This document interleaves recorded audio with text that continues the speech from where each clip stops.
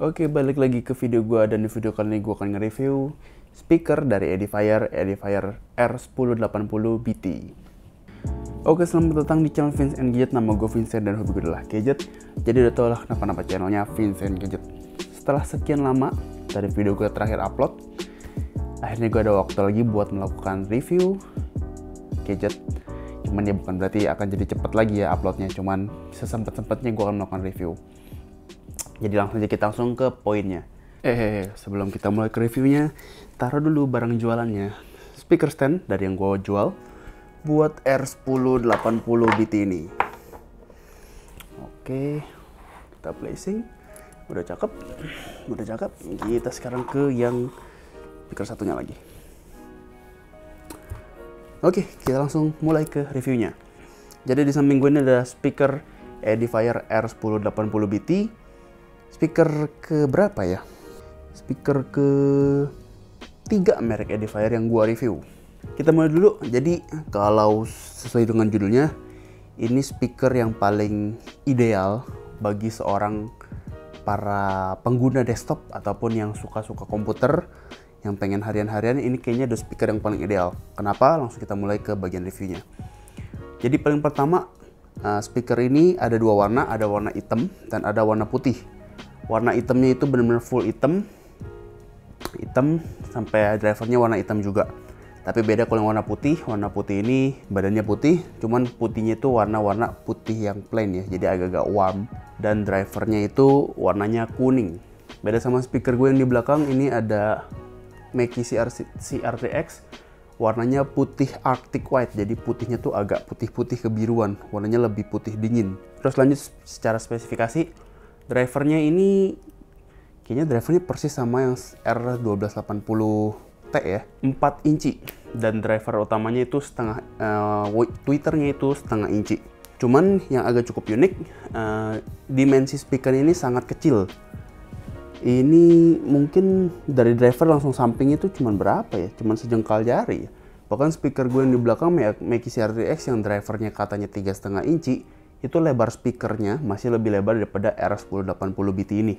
Terus bahannya kaku banget, tekukannya tegas banget, kayak nggak ada lengkungannya sama sekali, bener-bener kayak kotak doang, tapi tebel sih, kokoh kuatnya. Bahannya tebel, tetap bagus buat menghasilkan suara.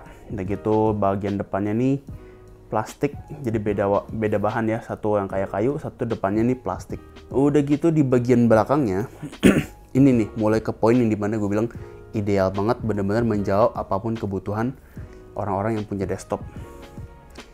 Ada speaker aktif dan pasif ya seperti biasa. Ini yang speaker yang aktifnya dulu.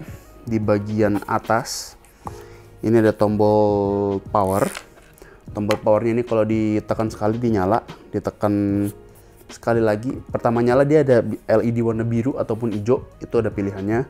Kalau biru dia akan connect Bluetooth, berarti udah bisa Bluetooth ya. Kalau tekan sekali dia akan jadi hijau, dia akan connect pakai auxiliary cable.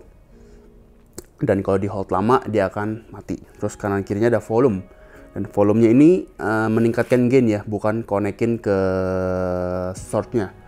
Kita tekan sampai mentok, tapi dari source audionya itu nggak bakalan naik turun juga. Terus di bagian belakang bener-bener simple, cuma ada 3 port. Portnya itu apa aja? Port untuk connect ke speaker kiri, untuk ke speaker si pasif. Ini kabel power di bawah lah ya. Terus ada line 1, line biasa hijau. Ini untuk kabel, sama lagi ada auxiliary. Buat apa? Line ini bener-bener buat kalau yang pengen ke laptop gitu pakai kabel ataupun pakai komputer. Line ini bisa langsung connect ke mereka sumbernya. Terus ada auxiliary tambahan lagi kalau misalnya lo pengen ada tambahan, pengen nyetel dari device kayak handphone ataupun tablet, jadi buat tambahan. Sama ini connect ke speaker kiri.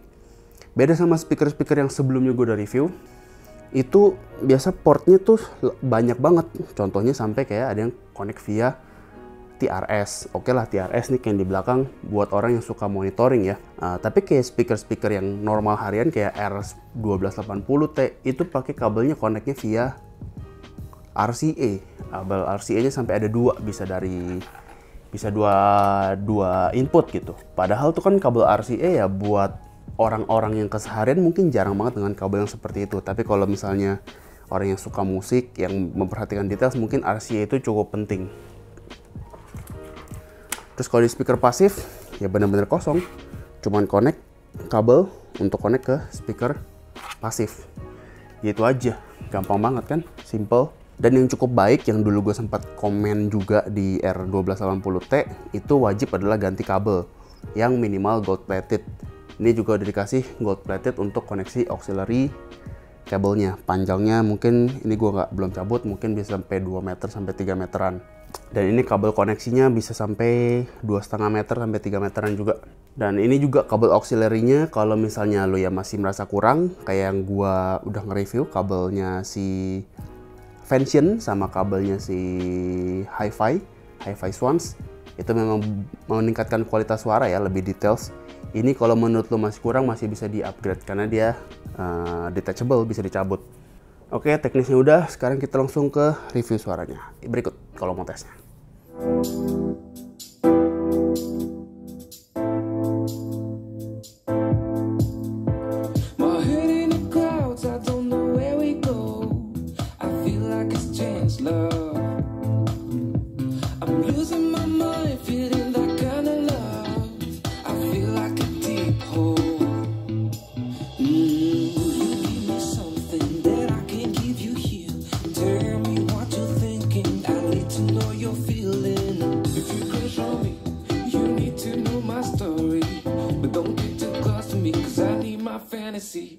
Here I am, falling down, crashing down, and I feel like I don't need you. Here I am, falling down, deep inside, and I feel like I don't need you.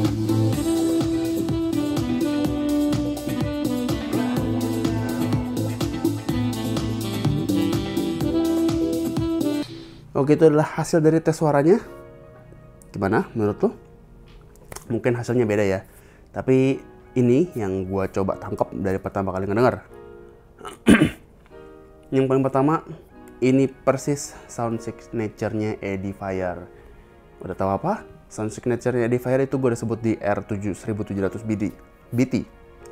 Suaranya adalah clean, bukan clear. Suaranya itu bersih, tapi tidak jernih.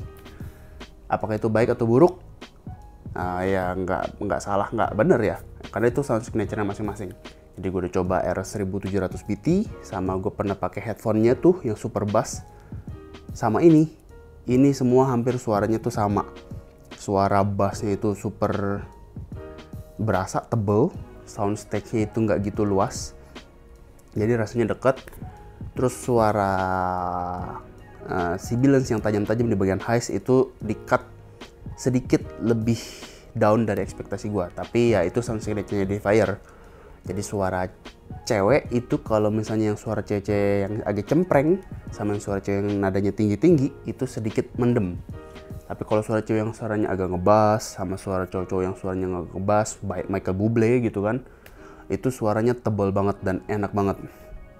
Dan nilai jual dari Edifier yaitu suaranya clean dan sangat nyaman di kuping.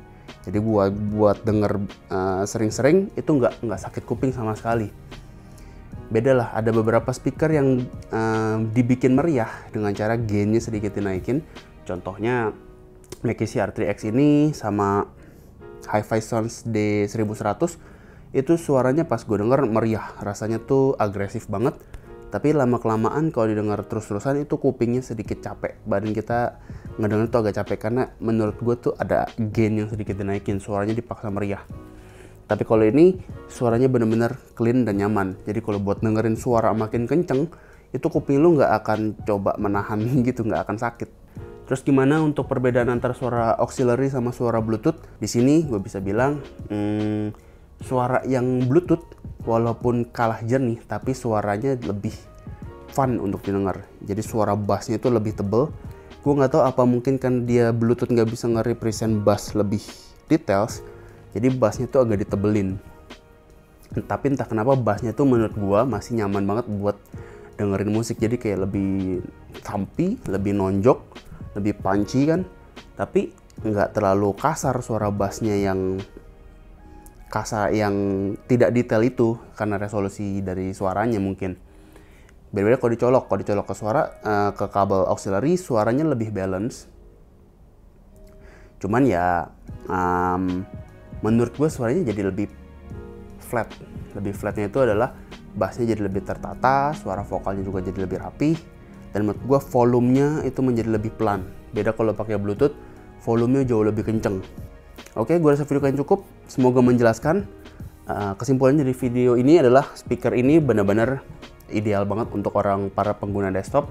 Nih, harganya yang paling update sekarang ya, tanggal 24 Januari 2022. Itu ada di 1.105.000.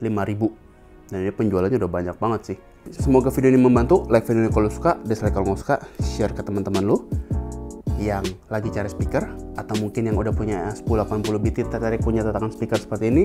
Nah, langsung aja linknya di deskripsi. Kalau misalnya suka video dari gue, boleh bantu subscribe. Gue Vincent, thank you for watching. Sampai ketemu di video selanjutnya.